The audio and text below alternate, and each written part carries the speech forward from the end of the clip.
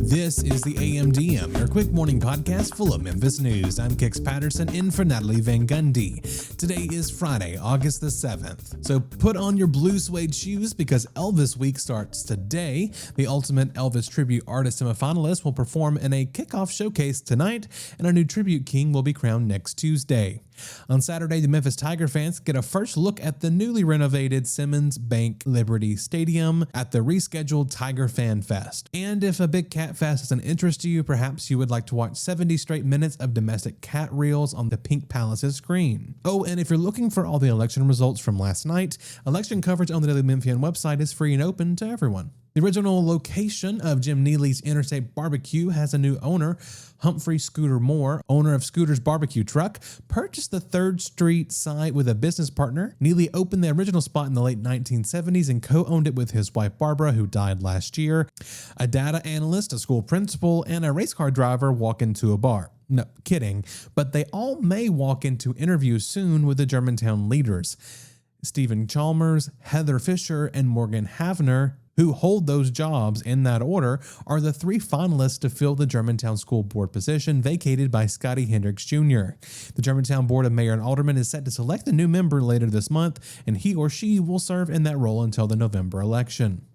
And Memphis Grizzlies star Jalen Wells got engaged. Congrats to Jalen. And now it's time for some Friday fun with Mary Casciola, looking ahead to the weekend, but stay with us after that for more of today's news.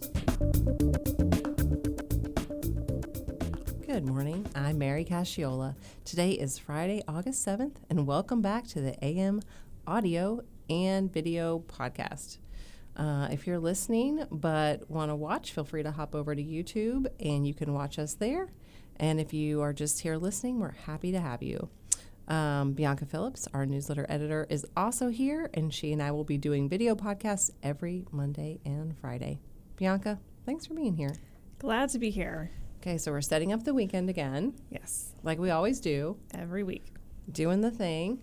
There looks like there's some interesting things this weekend. Yes. I think the theme is weird, and I like that. I think weird the theme is weird. Yeah. I like to pick a theme for these things. Mm-hmm. Okay, so what are we talking about this weekend? Well, tomorrow you can run through colorful foam at Shelby Farms Park. Mm-hmm. There's a bubble run. It's a 5K.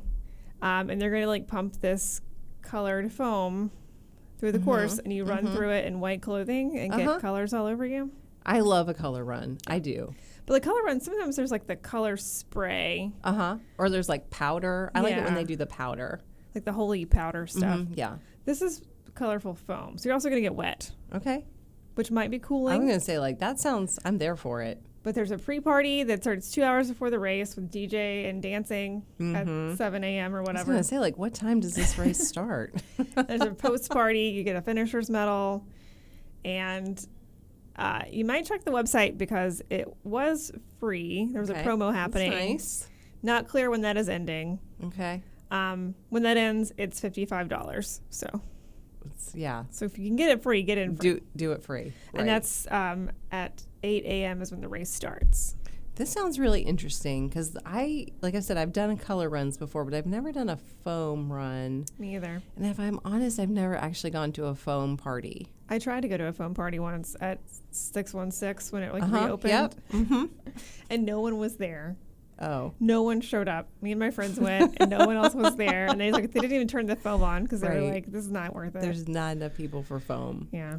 I have been to a similar situation. I've been to a bar where they're we do foam parties every hour on the hour. But I was there at an hour where there weren't a lot of people, and they never turned the foam on. And I was like, well, anyway. Missed foam opportunities. Yes. Okay, but this could be super fun. What else are we talking about for this weekend? Also on Saturday, so you can go to a market at the High Tone.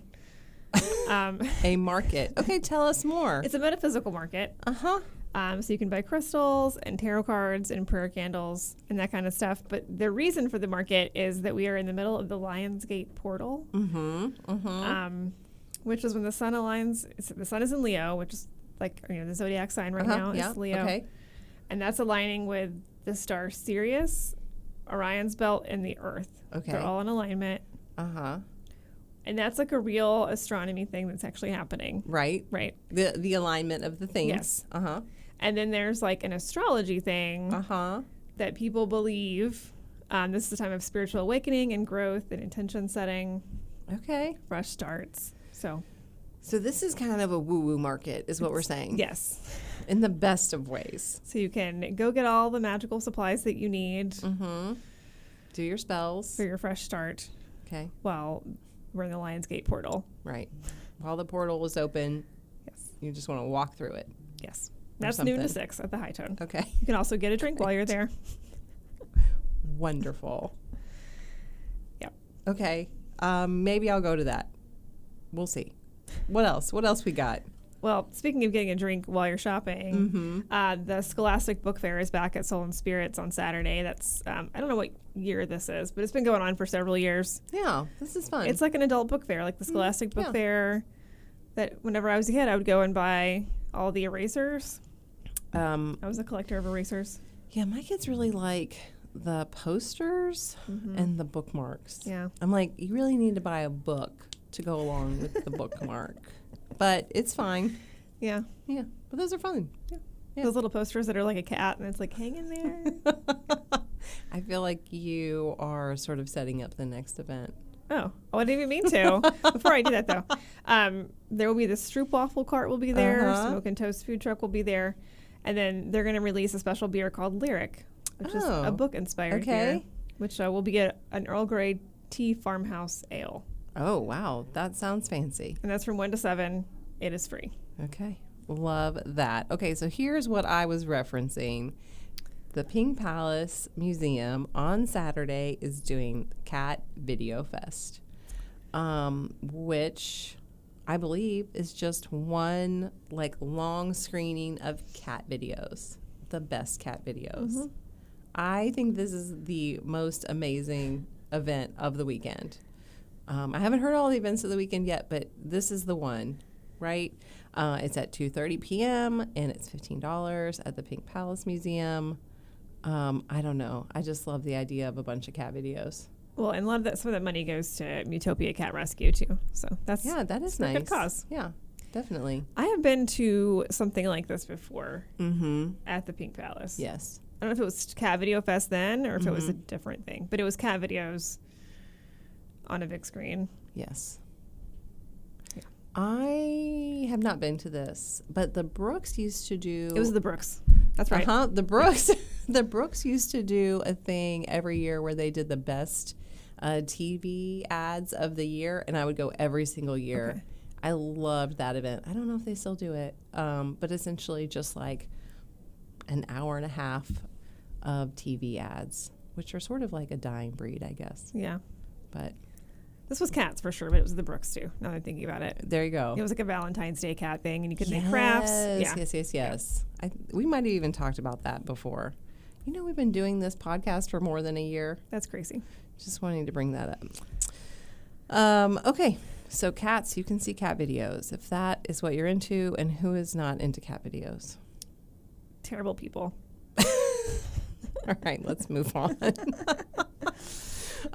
What do we got on Tuesday? Okay, well, there's a book that's a new book called Self-Rising, The Magic Rise Behind Biscuit and Cornbread Culture by Mindy Merrill and R.B. Quinn. And they're going to be there doing a signing and a talk, and then Kat Gordon from Muddies is going to moderate the talk. Nice. And it's just like a sort of a historical account of the rise of self-rising flour and cornmeal. Oh, that's right. You have a hot take on self-rising flour. I do.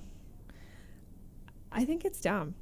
Like, it's just flour with baking powder and salt. Just get some flour and put baking powder and salt in it. I don't understand why. I mean, it's like it's a cheater, quick thing. But it's not even that much of a cheat. I have never used self-rising flour. My mom uses it for everything, and she swears by it. But it's literally the same thing as putting baking powder in your flour, which you should do if you're baking. Sure. I don't know. I just don't understand. I actually didn't. I'm not even sure I knew that there was such a thing as self-rising flour. I'm a really big baker, you can tell. Yeah. I mean, I don't know. fine if you use it. I just think there are much better, like, quick fix cheat things that you could do. Yeah, I mean, you know what I really like? The bags of garlic that are already like hulled or deshelled or whatever. And that's a better one. That's a great quick fix. Yeah. They don't last very long once they're already. That's true. They do not. Yeah. But if using a lot of garlic, that's a great one because peeling garlic is terrible. Yes. So. That's what I'm saying. Yeah. Exactly. Yeah. Okay, what else we got? That's at 6 p.m., by the way. Thank you. And then Tuesday also is Good Fortune is having their 5th anniversary party. I love Good Fortune. I think it's the best restaurant in Memphis. Yeah. It is definitely a fan favorite here at the Daily Memphian offices. Like, so good. There are so many people who are like serious fans of Good Fortune. Yes. And so they're not actually going to make the food at this party. It's for their free food and drinks, but they didn't want to have to cook. Oh, I mean, so they're catering. They've been doing it for 5 years, so. Yeah. On their Instagram, they asked for catering ideas. Like, if you have any places you think we should get food from, let us know. So I don't know what it will be. Seriously? Yeah. Okay. So, but the DJs, Kid Mestizo, Odyssey, and Mala Leche will be spinning, and they're going to have free drinks and free food. And it's from 8 to 11 on Tuesday, and it's free, which is pretty late for me on a Tuesday. Yeah. So well, maybe you leave early. I don't want you to be tired. Starting at 8 p.m. Oh, yeah. It's a late start. Pretty early. Yeah. Yeah. I agree. But maybe I won't go, but whatever. Okay. So are those all the things? That's all the things that we are talking about. Great. There's more things. I'm sure there are more things. Yeah. But if the foam run doesn't interest you and going through the Lionsgate and the adult book fair and the cat videos and Good Fortune, if none of that sparks your fancy, you can check out our general events listings for more ideas, and then check out the to-do list every week for our curated events. If you are listening to us, we will have more news next, and if you're watching us on YouTube, thanks for being here. Thanks for hanging out with me this morning, Bianca. I'm glad I did. Me too.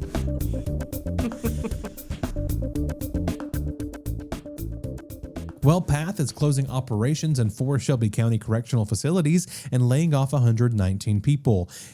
Andy Ashby of the Daily Memphian says the Franklin, Tennessee-based company filed a worker adjustment and retrain notification notice about closing several local facilities effective September 30th. The company, which provides medical and mental health care in jails, prisons, and inpatient and residential treatment facilities, is closing locations at the Shelby County Correction Center, Jail East Women's Facility, the Youth Justice and Education Center, and the Shelby County Jail. WellPath employs around 8,000 people at more than 315 facilities in 37 states and sees nearly 200,000 patients daily. For the Daily Memphian, I'm Andy Ashby. FedEx has revealed more details about its $400 million Hercules project at the Memphis International Airport. Steve Bonnell of the Daily Memphian says the project is part of a more than $1 billion investment by FedEx to expand its sorting and processing operations at the airport.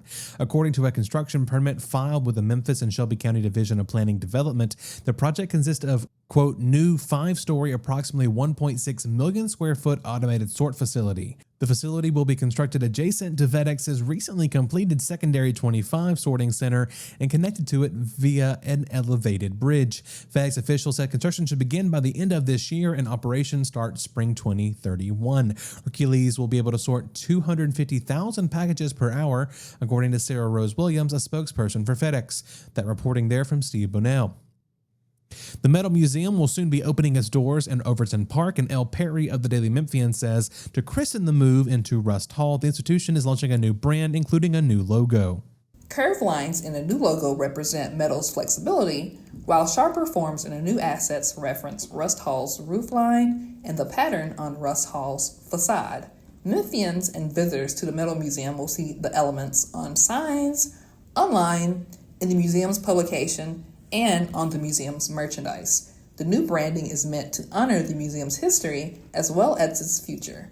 For the Daily Memphian, I'm El Perry. Memphis union workers have reached a tentative agreement with Mayor Paul Young's office for a wage increase. Wallace Rogan of the Daily Memphian says the deal includes raising all American Federation of State, County, and Municipal Employee Local 1733 workers pay to $22 per hour and up to a 5% raise for sanitation employees.